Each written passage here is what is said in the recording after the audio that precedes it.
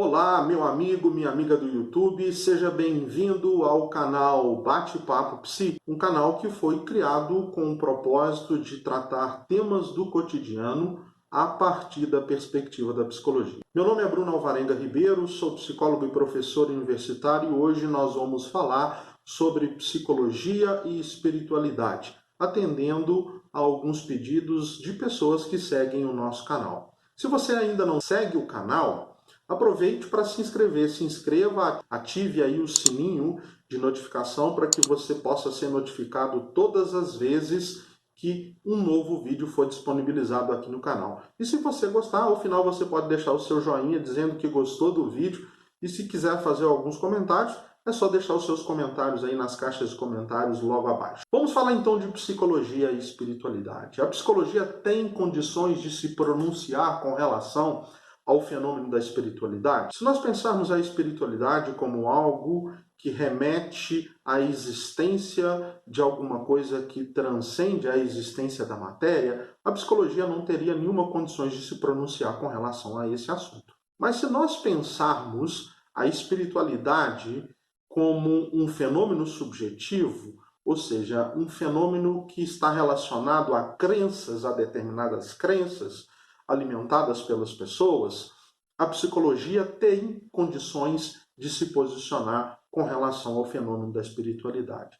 Se a espiritualidade tomada dessa perspectiva, ou seja, a partir da perspectiva da crença, e se nós lembrarmos que a crença é um exemplo de uma experiência subjetiva e que o objeto de estudos da psicologia é a subjetividade, cabe à psicologia pensar qual é o papel que a crença pode exercer na vida dos sujeitos. Lembrando que o Código de Ética dos Profissionais da Psicologia, lá no artigo 2º, item B, menciona o seguinte, que é vedado ao psicólogo, induzir convicções políticas, filosóficas, morais, ideológicas, religiosas, de orientação sexual ou a qualquer tipo de preconceito quando do exercício de suas funções profissionais. Ou seja, é vedado ao psicólogo assumir qualquer tipo de, na prestação de serviços psicológicos, assumir qualquer tipo de postura que induza alguns tipos de convicções, inclusive convicções religiosas. Isso não impede, no entanto, que o profissional faça uma análise do papel que a crença, uma determinada crença, ainda que seja uma crença, na existência de algo que transcende a existência da matéria, ainda que seja a crença com relação a fenômenos espirituais, com relação a fenômenos religiosos, isso não impede o profissional de fazer uma leitura do tipo de função ou do tipo de sentido que essa crença pode ter na vida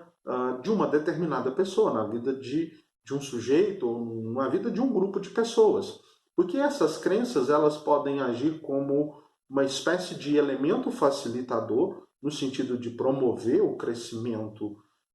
emocional, o desenvolvimento emocional de uma pessoa, no sentido de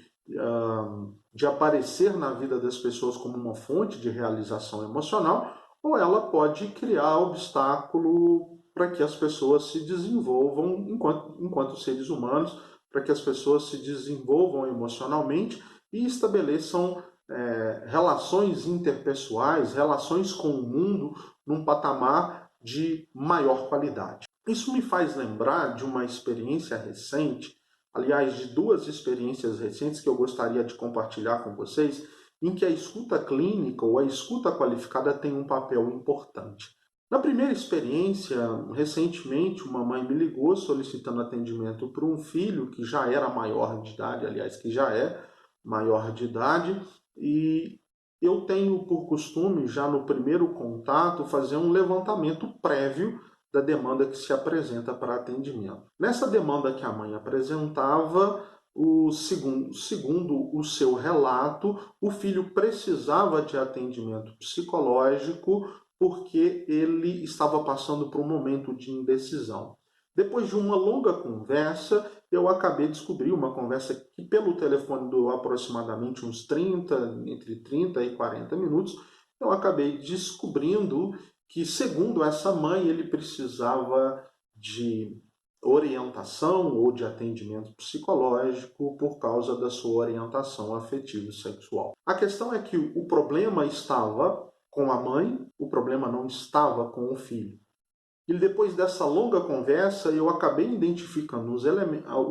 alguns elementos presentes no discurso da mãe que permitiram, né, construir um entendimento da situação que se apresentava como uma demanda, que a princípio se apresentava como uma demanda de atendimento psicológico. Essa mãe entendia até aquele momento que a orientação homoafetiva do filho era um problema, era uma doença em função de suas convicções religiosas. Num segundo caso, né, recentemente, atendi uma pessoa que, passando por um processo de luto, ela já havia passado por atendimento psicológico anteriormente e a profissional que atendeu sugeriu uma espécie de ajuda espiritual para que o luto pudesse ser superado. Inclusive, a profissional que atendeu essa pessoa, né, durante a sessão chegou a mencionar algo do tipo como: olha como a natureza é bela, como são belas as flores, né, o sol nasce todos os dias, veja como o mundo é perfeito, como Deus é perfeito, fazendo a referência à existência, né, de algo, de um princípio essencial que estaria na origem de tudo. A intenção até parece muito boa, né? A intenção parece muito boa de motivar, né? Mas faltou uma escuta clínica no sentido de compreender que aquela pessoa, naquele momento profundo de luto, né, que colocava em xeque as suas crenças religiosas, porque era uma perda que remetia a um grande sofrimento, faltou uma escuta clínica no sentido de identificar que aquele tipo de intervenção psicológica, aliás, nem pode se chamar de uma intervenção psicológica, que aquele tipo de intervenção nem psicológica era, né, fere o código de ética e que aquele tipo de intervenção, naquele momento, ela não teria nenhuma função no sentido de ajudar aquela pessoa a se reorganizar afetivamente. O que aconteceu que a pessoa não voltou para atendimento mais foi quando buscou a minha ajuda profissional. Esses dois casos ilustram como que a psicologia pode se posicionar com relação ao fenômeno da espiritualidade. Ela pode se posicionar, ela deve se posicionar a partir de um exercício de uma escuta clínica, de uma escuta qualificada, entendendo um fenômeno como uma crença e a crença enquanto um fenômeno subjetivo, fazendo uma leitura desse fenômeno e tentando identificar e entender o papel, a função e o sentido que esse fenômeno tem na vida das pessoas. Ou seja, o sentido que o sujeito atribui a essa crença tem um papel de promover o seu crescimento, ou o sentido que ele atribui a essa crença, a essa experiência, pode criar obstáculos para o seu desenvolvimento. Não é incomum, pelo menos nos meus quase 18 anos de prática clínica, eu moro numa cidade do interior do centro-oeste de Minas Gerais, uma cidade profundamente religiosa. Não é incomum nós encontrarmos pessoas que, em momentos de dificuldade, em momentos de dificuldades emocionais, conseguem encontrar um amparo na religião, conseguem encontrar um amparo numa crença relacionada à existência de algo que transcende a matéria, né? E que essa crença acaba tendo uma função de oferecer um sustento emocional, de oferecer, né, ao sujeito subsídios emocionais para que ele possa enfrentar um determinado momento de dificuldade. Não é incomum você encontrar, pelo menos na minha prática clínica, né, eu já vi muitos casos que não é incomum você encontrar, inclusive, pessoas que têm, né, transtornos depressivos conseguirem enfrentar, né, esse momento de dificuldade encontrando subsídios, encontrando fundamentos numa crença, encontrando, né, as ferramentas e os instrumentos necessários para passar pelos momentos de adversidade numa crença relacionada, né, aos ritos e procedimentos da religião que essa pessoa está vinculada. Então, sim,